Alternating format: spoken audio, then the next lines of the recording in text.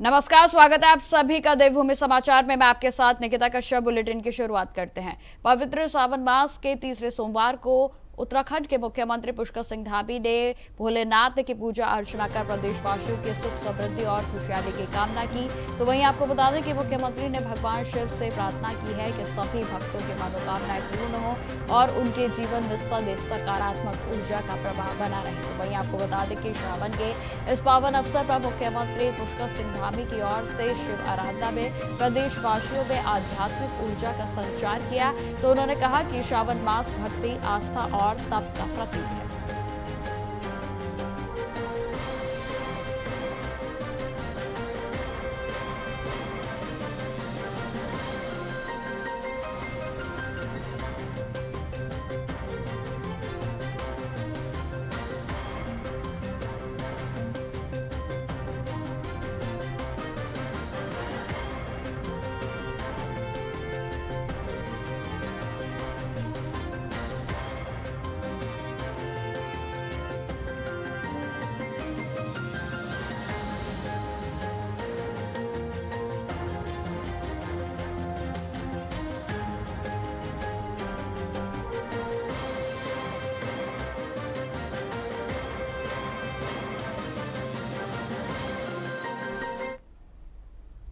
इस वक्त की बड़ी खबर का रुख करते हैं। आपको बताते चले कि उत्तराखंड में प्रदेश भर में हरिद्वार को छोड़कर त्रिस्तरीय पंचायत चुनाव का दूसरा चरण शुरू हो गया है। तो वहीं आपको बता दें कि प्रदेश भर में दूसरे चरण का मतदान लगातार जारी है और जिसमें कि सुबह 8 बजे से मतदान शुरू हुआ था। तो वहीं आपको बता दें कि शाम के 5 बजे तक मतदान चलेगा, जिसमें 21 लाख से अधिक मतदाता आज मतदान करेंगे। तो वहीं आपको बता दें कि मतदान केंद्रों पर लगातार उत्साह देखा जा रहा है। शाम 5 बजे तक मतदान किया जाएगा और जहां पर आपको बता दें कि प्रदेश भर में लगभग 21 लाख मतदाता आज मतदान करेंगे। बैलेट बॉक्स में कैद होगा प्रत्याशियों का भाग्य। तो आपको बता दें कि देहरादून सहित उत्तराखंड में पंचायत चुनाव के दूसरे चरण के लिए मतदान की प्रक्रिया शुरू हो गई है, जिसमें मतदान सुबह 8 बजे से शुरू हुआ और यह मतदान शाम के 5 बजे तक ऐसे ही जारी रहेगा। तो वहीं आपको बताते चले कि पूरे प्रदेश भर में मतदाताओं में जबरदस्त उत्साह देखने को मिल रहा है। लोग अपने घरों से निकलकर मतदान केंद्रों की ओर बढ़ रहे हैं और लंबी कतारों में लगकर अपने मतदान अधिकार का प्रयोग करते हुए नजर आ रहे हैं। तो साथ ही साथ आपको बताते चले कि चुनाव आयोग के आंकड़ों के अनुसार आज प्रदेश भर में 21 लाख से अधिक मतदाता अपने मताधिकार का प्रयोग करेंगे। सभी मतदान केंद्रों पर सुरक्षा के कड़े इंतजाम किए गए हैं ताकि चुनाव शांतिपूर्ण ढंग से संपन्न हो सके। तो वहीं आपको बता दें कि मतदान के अंत में प्रत्याशियों के भाग्य का फैसला बैलेट बॉक्स में कैद हो जाएगा और जिसका परिणाम आगामी तारीख के सामने आएंगे।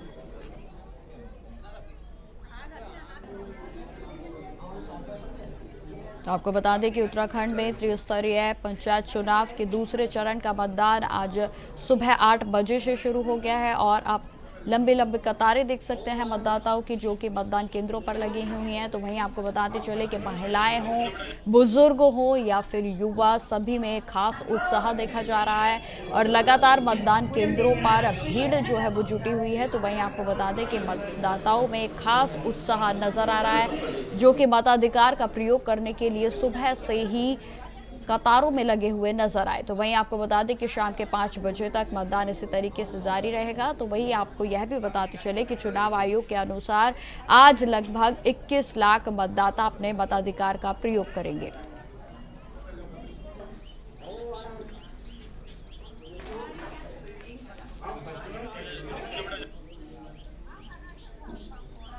तो आपको बता दें कि प्रदेश भर में आज दूसरे चरण का मतदान हो रहा है और जिसको लेकर 21 लाख से अधिक मतदाता आज अपने मतदान का प्रयोग करेंगे। तो आपको बता दें कि सुबह 8 बजे से ही मतदान की प्रक्रिया मतदान केंद्रों पर शुरू हो गई थी और जिसमें कि शाम के 5 बजे तक यह प्रक्रिया जारी रहेगी। तो आपको बता दें कि लगातार जिस तरीके से मतदाता मतदान केंद्रों पर पहुंच रहे हैं, तो मतदाताओं में एक अलग उत्साह भी देखने को नजर आ रहा है। तो आपको बता दें कि त्रिस्तरीय पंचायत चुनाव को लेकर जिस तरीके से पहले गहमागामी का माहौल पूरे तरीके से बना, हर समय जो है इस बार अटकलें बनी हुई थी। लेकिन अब आपको बता दें कि आज दूसरे चरण का मतदान जो है वो लगातार जारी है और जिसमें कि लगातार मतदाता मतदान केंद्रों पर पहुंच रहे हैं। तो वहीं आपको यह भी बताते चले कि हरिद्वार को छोड़कर प्रदेश भर में त्रिस्तरीय पंचायत चुनाव का दूसरा चरण आज है और जो कि आज शाम के 5 बजे संपन्न हो जाएगा और जिसके बाद बैलेट बॉक्स में प्रत्याशियों का भाग्य कैद हो जाएगा।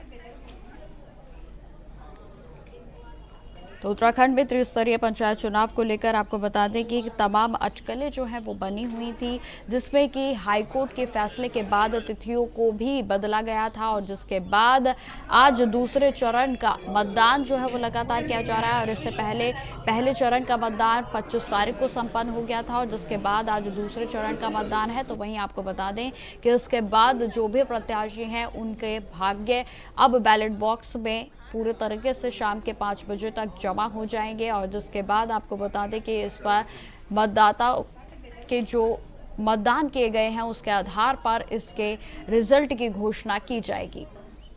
तो उत्तराखंड में त्रिस्तरीय पंचायत चुनाव के दूसरे चरण के लिए मतदान सुबह 8 बजे से ही शुरू हो गया था और जहां मतदान केंद्रों पर सुबह से ही लंबी लंबी कतारें मतदाताओं की देखी जा रही हैं। तो वहीं आपको बता दें कि अगर इन चुनावों की बात की जाए तो प्रत्याशी जो है वो जन समस्याओं को लेकर खास तौर पर मैदान में उतरते हुए नजर आए। जहां पर आपको बता दें कि महिलाओं के लिए बात की जाए तो महिलाओं की सुरक्षा और सशक्तिकरण का मुद्दा जो है वो उत्तराखंड के त्रिस्तरीय पंचायत चुनाव में खास तौर पर देखा गया, जहां पर प्रत्याशी जो है इन अहम मुद्दों को लेकर मैदान में उतरे और जिसके बाद आज दूसरे चरण का मतदान लगातार जारी है और महिलाओं की भी जो संख्या है वो लगातार इसमें देखी जा रही है। आप देख सकते हैं कि महिलाएं भी बढ़ चढ़कर मतदान केंद्रों पर पहुंच रही हैं और सुबह से ही जो मतदाता है उनकी लंबे लंबे कतारें मतदान केंद्रों पर देखने को मिली। तो वहीं प्रशासन की बात की जाए तो मतदान को लेकर पहले से ही सभी जो बंदोबस्त है वो प्रशासन की ओर से पूरे तरीके से कर लिए गए थे। जो सुरक्षा व्यवस्था है उसको लेकर पुख्ता इंतजाम किए गए थे। तो वहीं आपको बता दें कि मतदान केंद्रों पर पुलिस प्रशासन की ओर से कड़ी व्यवस्था की गई है और जिसमें सुरक्षा को मद्देनजर रखते हुए चुनाव को शांतिपूर्ण संपन्न कराने के लिए तमाम व्यवस्थाएं पहले से ही निर्धारित कर दी गई थी।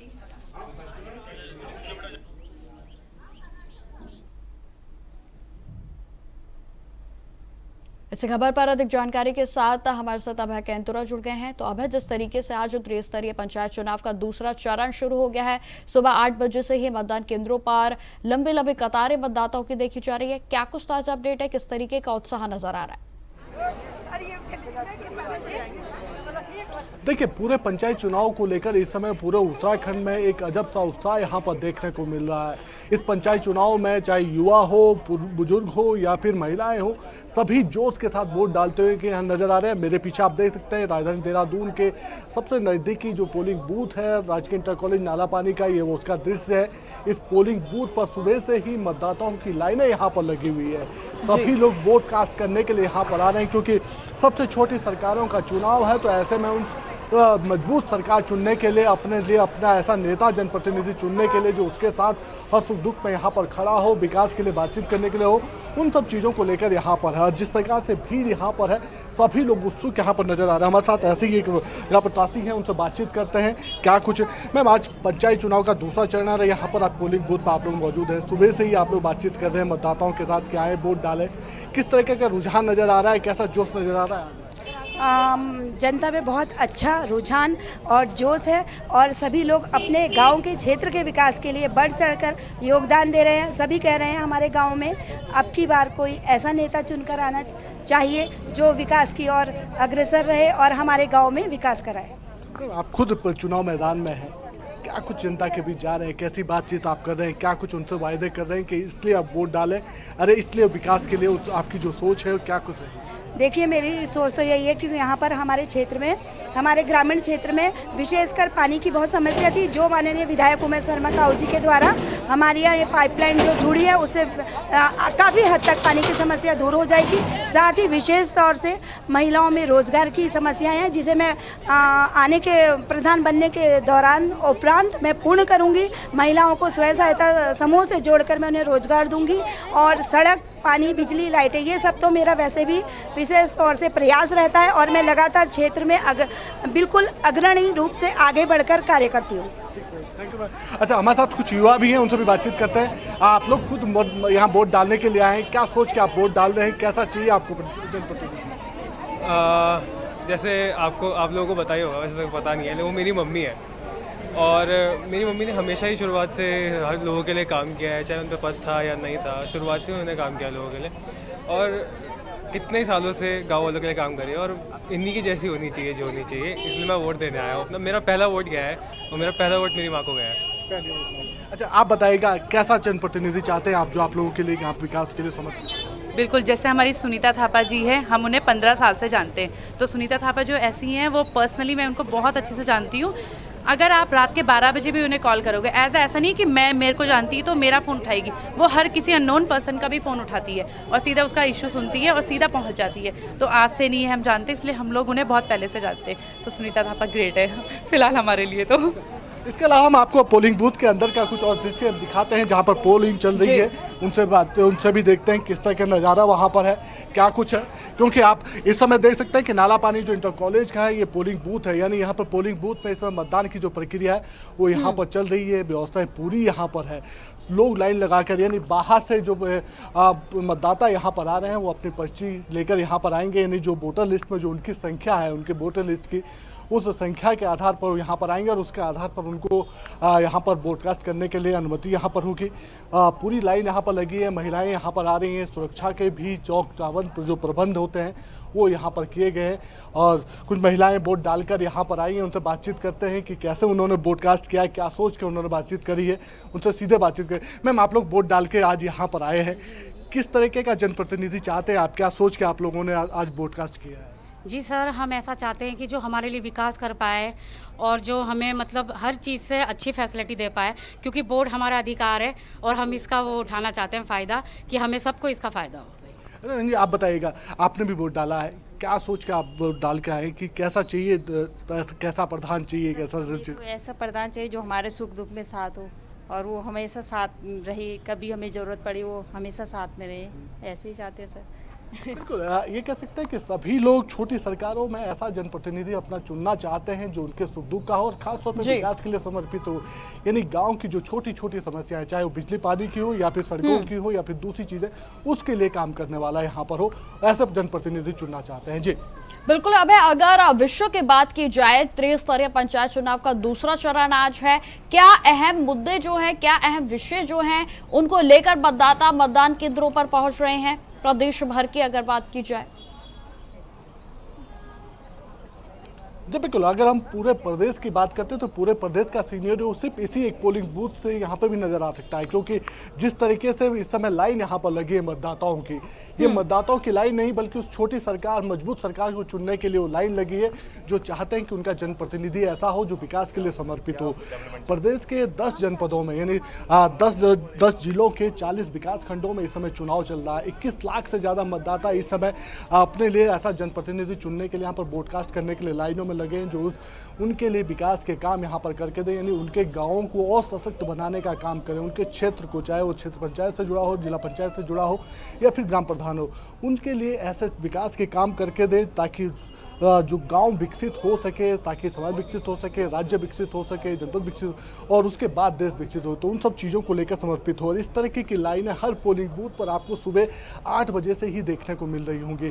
पोलिंग बूथ के बाहर का जो नज़ारा वो भी उत्साहजनक यहाँ पर कहा जा सकता है। उसकी अपने तस्वीरें कुछ देर पहले आपको दिखाई थी कि किस तरीके से लोग उत्साह में लोग खड़े हैं, कन्वेंसिंग कर रहे हैं, यानी अपने अपने जो उनके प्रत्याशी हैं उसके पक्ष में मतदान के लिए मतदाताओं को लुभाने का काम उनकी तरफ से किया जा रहा है। और जिस तरीके से बातचीत यहाँ पर हो रही है, जिस तरीके से उत्साह मतदाताओं में दिख रहा है, तो ऐसे में समझा जा सकता है कि पूरे 10 जनपदों के 40 विकास खंडों में इसी तरीके की तस्वीरें अब तक देखने को मिल रही है। और सबसे बड़ी बात है कि अभी तक की जो सबसे रेयर तस्वीर हम इससे पहले हम लोगों ने दिखाई थी चमोली जनपद की, जहां पर 106 साल की बुजुर्ग महिला भी मतदान केंद्र पर पहुंची थी और उन्होंने भी ब्रॉडकास्ट करने का काम यहां पर किया। तो ये दिखाता है कि इस लोकतंत्र को मजबूत बनाने के लिए, इस पारदर्शी तंत्र को बनाने के लिए लोग अपने मत का प्रयोग यहां पर कर रहे हैं। रहे हैं, जागरूक मतदाता बनकर मतदान केंद्रों पर पहुंच रहे हैं और छोटी सरकारों को चुनने का काम उनकी तरफ से यहाँ पर किया जा रहा है। जी बिल्कुल। अबे अगर हॉट सीट्स की बात की जाए तो देहरादून में ऐसी कौन कौन सी जगहें हैं जहां से जो है लगातार प्रधानी बनी हुई है और लगातार जनप्रतिनिधि उन हॉट सीटों पर अपने जनप्रतिनिधि को चुन रहे हैं?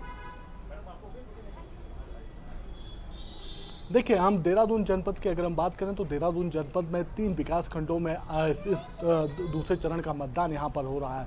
मैं जहाँ पर मौजूद हूँ ये देहरादून का रायपुर विकास खंड आता है, यानी यहाँ पर भी मतदान चल रहा है। इसके अलावा डोईवाला विकास खंड में मतदान चल रहा है और इसके अलावा जो सहसपुर जो विकास खंड है वहाँ पर भी मतदान चल रहा है। मतदान की प्रक्रिया सुबह 8 बजे से शुरू हुई थी।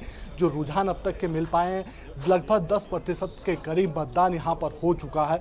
चाहे डोईवाला की अगर हम बात करें, डोईवाला में भी लगभग 9.5% मतदान यहाँ पर हो चुका है। जो रायपुर विकास खंड में है यहाँ पर भी 10% के करीब मतदान की सूचना अब तक मिल पा रही है और सहसपुर में भी लगभग ये 10 से 11% के करीब ये मतदान की सूचना यहाँ पर मिल चुकी है। 2 घंटों का यानी 8 बजे से लेकर सुबह 10 बजे तक का रुझान के जो अभी तक के जो मतदान के जो आंकड़े हैं वो यहाँ पर नजर आए। जैसे जैसे समय आगे बढ़ेगा ये मतदान के जो रुझान या जो आंकड़े हैं ये बढ़ते हुए नजर आएंगे और फिर ये कह सकते हैं कि जो छोटी सरकारों को चुनने के लिए जो मतदाताओं में जो उत्साह दिख रहा है उसमें और वृद्धि होती हुई भी नजर आएगी।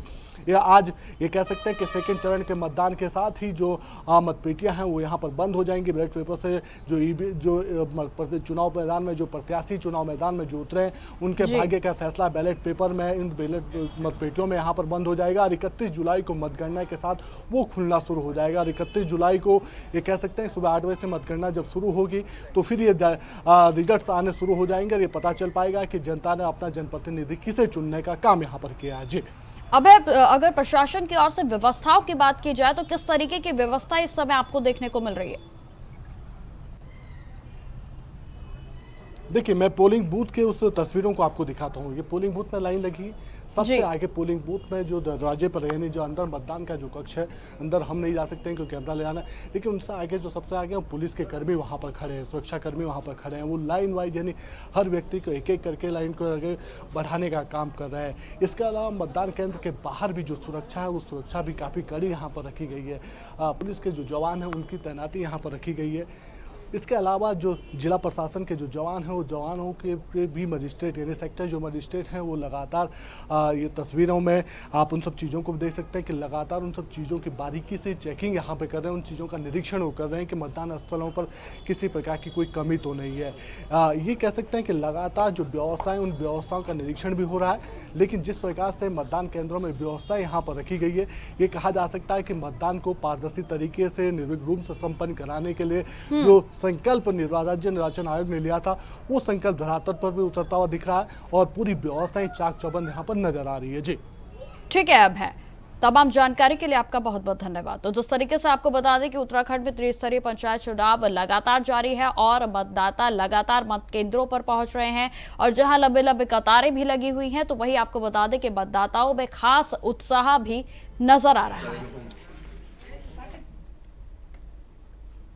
खबरों में आगे बढ़ते हैं। उत्तराखंड में त्रिस्तरीय पंचायत चुनाव 2025 के दूसरे चरण के लिए मतदान सोमवार यानी कि आज सुबह 8 बजे से ही प्रक्रिया शुरू हो गई थी और जिसमें आपको बता दें कि शाम के 5 बजे तक मतदान चलेगा। रामनगर विकासखंड में चुनाव को लेकर खासा उत्साह देखने को मिल रहा है। तो वहां आपको बता दें कि 76,848 पंजीकृत मतदाता 134 मतदाता केंद्रों पर अपने मताधिकार का प्रयोग कर रहे हैं। तो साथ ही साथ आपको बताते चले कि चुनाव में 31 बीडीसी, 3 जिला पंचायत सदस्य और 50 ग्राम प्रधान पद के साथ साथ ग्राम पंचायत वार्ड सदस्यों के लिए मतदान कराया जा रहा है। आपको बता दें कि रामनगर के 134 मतदान केंद्रों में से 20 को संवेदनशील और 25 को अति संवेदनशील घोषित किया गया है और जहां विशेष निगरानी और सुरक्षा बलों की तैनाती भी की गई है। खासकर ग्रामीण और आपदा प्रभावित क्षेत्रों में जैसे कि चुकुम गांव में मतदान की प्रक्रिया को निर्बाध बनाने के लिए प्रशासन की ओर से विशेष तैयारियां भी की गई थी। तो वहीं आपको बता दें कि पोलिंग पार्टियों को पहले ही रवाना कर दिया था ताकि किस समय पर मतदान की प्रक्रिया शुरू हो सके। तो वहीं महिला मतदाताओं की उल्लेखनीय भागीदारी के साथ ही पूरे क्षेत्र में लोकतंत्र का उत्सव उत्साहपूर्वक मनाया जा रहा है। जो है यहाँ पर साफ़ सुथरी जो है सरकार चाहते हैं, और जो भी यहाँ पर नियुक्त होता है ग्राम प्रधानी में, बीडीसी में या जिला पंचायत में, वो अपने क्षेत्र के लिए अच्छे से अच्छा काम करें। हमें ऐसे प्रत्याशियों की आवश्यकता होती है और हमने भी इसी तरीके से अपना जो है मतदान। ये कार्य वो करे जो सभी के लिए विकसित कार्य हो, डेवलपमेंट का कार्य होना चाहिए। और सभी लोग बहुत ज़्यादा एक्साइटेड है क्योंकि ये ग्रामीण एरिया की सरकार है, तो सभी लोग अवेयर भी हैं और काफ़ी संख्या में लोग यहाँ वोट डालने भी आए हैं, तो वी आर सो एक्साइटेड। आपने अपने मत का प्रयोग कर sorry sir, yes sir, I am so happy. तो जैसा कि आप सभी को जानकारी है कि त्रिस्तरीय पंचायत चुनाव को लेकर दूसरे चरण का मतदान लगातार जारी है। अब हम आपको विकासखंड काशीपुर की तस्वीरें दिखाते हैं, जहां पर सुबह से ही मतदान शुरू है, तो वहीं मतदान केंद्रों पर सुबह से ही मतदाताओं की लंबी लंबी कतारें देखने को मिल रही हैं। चुनाव को लेकर लोगों में खासा उत्साह है। सभी वर्गों के लोग लोकतंत्र के इस पर्व में बढ़ चढ़कर भाग ले रहे हैं। तो वहीं मतदान केंद्रों पर महिलाएं, युवाओं और बुजुर्गों की उल्लेखनीय उपस्थिति देखने को मिल रही है। कई ऐसे मतदाता हैं जो कि पहले ही केंद्रों पर पहुंच गए थे। तो वहीं आपको बता दें कि प्रशासन के द्वारा सुरक्षा के भी चाक चौबंद पूरे तरीके से व्यवस्थाएं की गई हैं।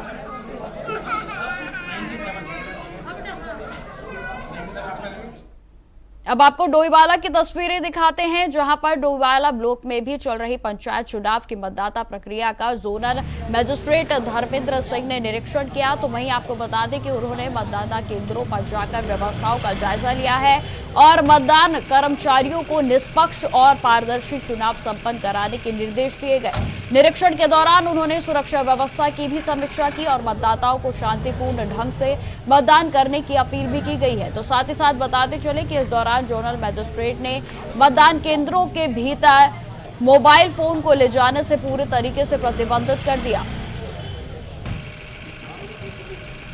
मणिपुर की जोन का जोनल मजिस्ट्रेट हूँ और मॉर्निंग 7:45 बजे से मैं अपने जोन में एक्टिव हूँ। कई बूथ मैंने विजिट किए हैं और अब तक जितने भी आई थिंक 10 के आसपास में बूथ विजिट कर चुका हूँ और बहुत ही शांतिपूर्ण तरीके से मतदान चल रहा है। जो वोटर्स हैं बहुत शांत हैं, बहुत सभ्य हैं, लाइनें लगी हुई हैं। कुछ मैंने देखा था कि कुछ जो वोटर्स हैं उनके हाथ में मोबाइल से उनको इंस्ट्रक्शन दे दिया गया है कि वो मोबाइल अपने साथ बूथ के अंदर ना ले जाएं। और जो हमारे मतदान कर्मी हैं, बारिश का मौसम है आप जान रहे हैं, लेकिन उसके बावजूद भी बहुत ही शांतिपूर्ण तरीके से और जो भी पूरी टीम है बहुत जिसे कहते हैं लगन से काम कर रही है। और मैं समझता हूं कि बहुत जल्द ही हमारी त्रिस्तरीय पंचायत चुनाव की जो पूरी प्रक्रिया है वो संपन्न हो जाएगी और हम एक नई सरकार जो स्थानीय स्तर पर होती है उसको बनाने में सक्षम रहेंगे। ये कहना चाहूंगा सर, ये देखिए लोकतंत्र का पर्व है और लोकतंत्र के पर्व में जैसे हम दीपावली दशहरा मनाते हैं, बड़े हर्षोल्लास के साथ मनाते हैं और अपने घरों को और आसपास और सराउंडिंग को सारा स्वच्छ और साफ सफाई करके रखते हैं, तो ऐसा ही ये लोकतंत्र का पर्व है।